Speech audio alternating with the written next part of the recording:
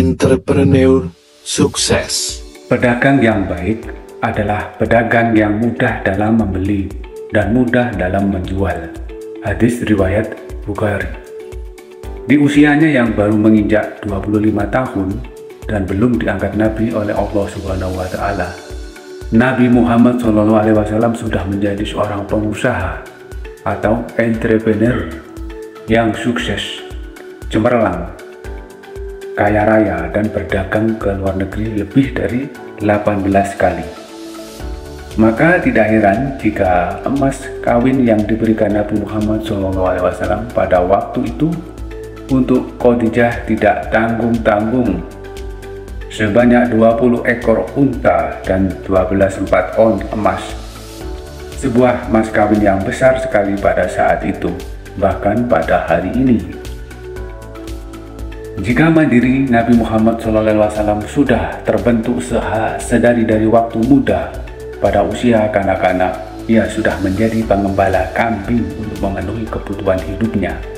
Saat berumur 12 tahun, Nabi Muhammad SAW pertama kali belajar berdagang atau berwirausaha. Ia diajak pamannya Abu Thalib untuk ikut dalam rombongan dagang ke Syam, saat ini adalah Suriah. Sejak saat itu Nabi Muhammad SAW semakin menekuni dunia usaha atau dagang. Merujuk buku Muhammad Trader, Nabi Muhammad SAW sudah menjadi pemimpin kafilah dagang ke luar negeri pada saat usianya baru 17 tahun.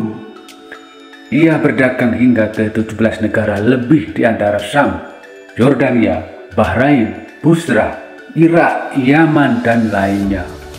Dari situ timbul pertanyaan, apa saja yang menyebabkan Nabi Muhammad SAW bisa menjadi pengusaha yang cemerlang dan berhasil memenangkan persaingan pasar?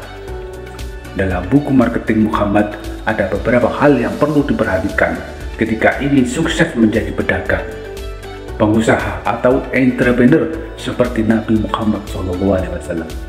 Pertama adalah segmentasi, menetapkan target pasar, targeting, dan positioning sebelum menjajakan suatu barang.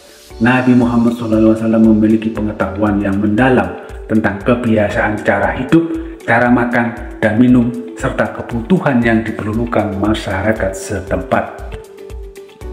Ia berhasil melakukan segmentasi sehingga ketika datang ke kota A, maka barang-barang yang dibawa adalah ini dan itu. Ketika datang di kota B, maka barang yang dibawa lain lagi, dan seterusnya.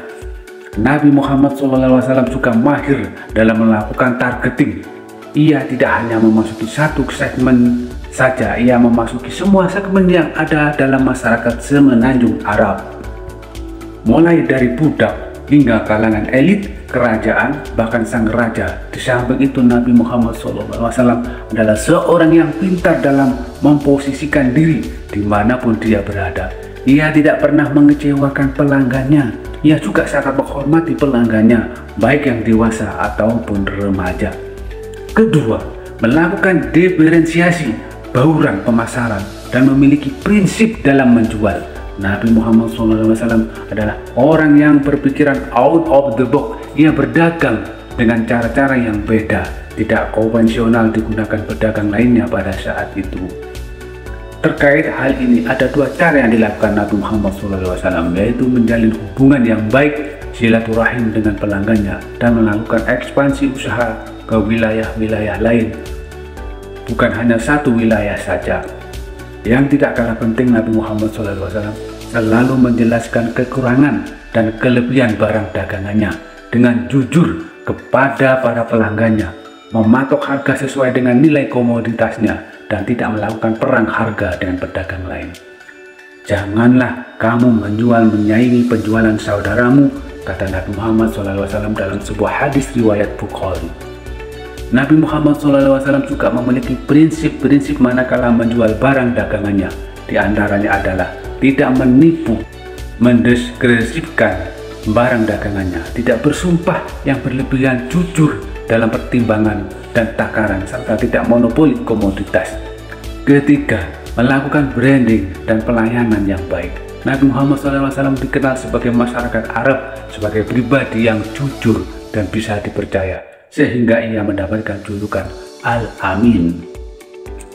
Personal branding ini tidak didapat secara singkat dan ujuk-ujuk, melainkan dalam waktu yang lama. Karena memiliki brand dapat dipercaya, banyak investor yang berinvestasi kepada Nabi Muhammad SAW. Maka tidak heran jika Nabi Muhammad SAW kerap kali berdagang tanpa modal sepeser pun, alias menjualkan barang dagangan orang lain dengan imbalan bagi hasil.